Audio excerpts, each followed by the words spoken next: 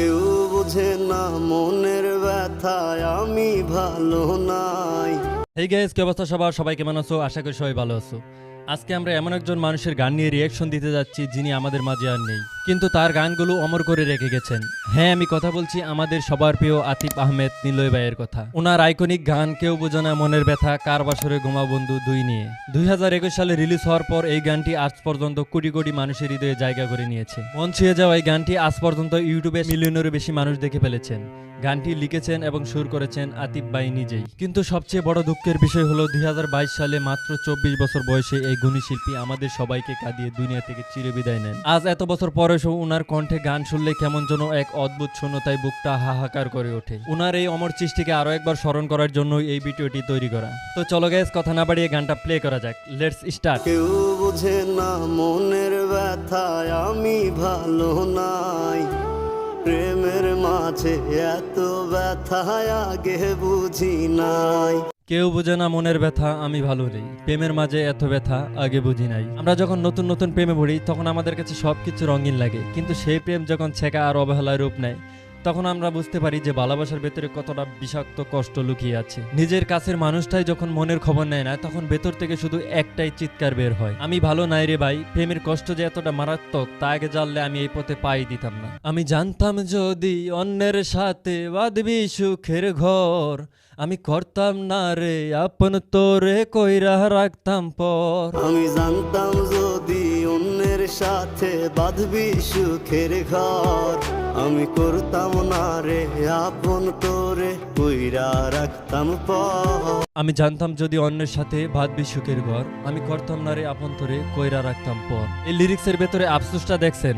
আমরা যখন কাউকে ভালোবাসতাম তখন ভাবতাম সে শুধু আমারই থাকবে, কিন্তু দিন শেষে সে যখন অন্য কারোর সাথে সুখের সংসার সাজায় তখন নিজের ওপরই চরম রাগ আর ঘৃণা চলে আসে। মন তখন বলে যদি আগে একটুও টের পাইতাম যে তুই অন্য কারো ঘরে চলে যাবি, তবে নিজের জানের চেয়েও তরে এত বেশি ভালোবাসতাম না, শুরুতেই পর করে দিতাম। আমার স্বপ্ন দেখাইয়া কারবা সরে ঘুমাস, বারে বারে বইলা ছিলি শুধুই আমারে চা।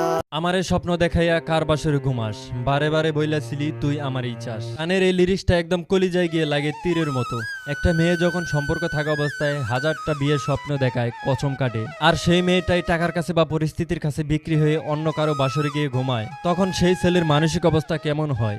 এই লিরিক্সে আতিফ ভাই সেই চরম ধোঁকা আর বিশ্বাসঘাতকতার কথাই ফুটিয়ে তুলেছেন। ওরে টাকা লইয়া সুখে আছিস, টাকাই সব তো দেখবি একদিন খুব বড় হইমু, থাকবি না যোগ্য মোর। ওরে টাকা লইয়া সুখেই আছিস, টাকাই সব তোর, দেখবি একদিন খুব বড় হইমু, থাকবি না যোগ্য মোর। আমাদের মধ্যবিত্ত ছেলেদের জীবনের সবচেয়ে বড় ট্র্যাজেডি এই লিরিক্সে ফুটে উঠেছে। আমাদের সমাজে অনেক মেয়েই আছে যারা একটা ছেলের ভালোবাসা বা সততা দেখে না, দেখে তার পকেটে কত টাকা আছে, বাড়ি গাড়ি আছে কিনা। টাকার লোভে যারা চলে যায় ওগো উদ্দেশ্যে এখানে একটা মারাত্মক জেদ বা চ্যালেঞ্জ ছুড়ে দেওয়া হয়েছে। তুই আজ টাকা দেখে আমাকে ছেড়ে সুখে আসিস তো থাক, কিন্তু মনে রাখিস একদিন আমি মেহনত করে অনেক বড় হয়ে দেখাবো, সেদিন তুই চাইলেও আর আমার যোগ্য হতে পারবি না। এই লিরিক্সটা প্রতিটা ছেঁকা খাওয়া ছেলের ঘুরে দাঁড়ানোর একটা বড় মোটিভেশন। আমি বুঝলাম না রে এক মনেতে কয়জন দিবি ঠাই, তোরে আমি দোষ দেব কি তুই কপাল না।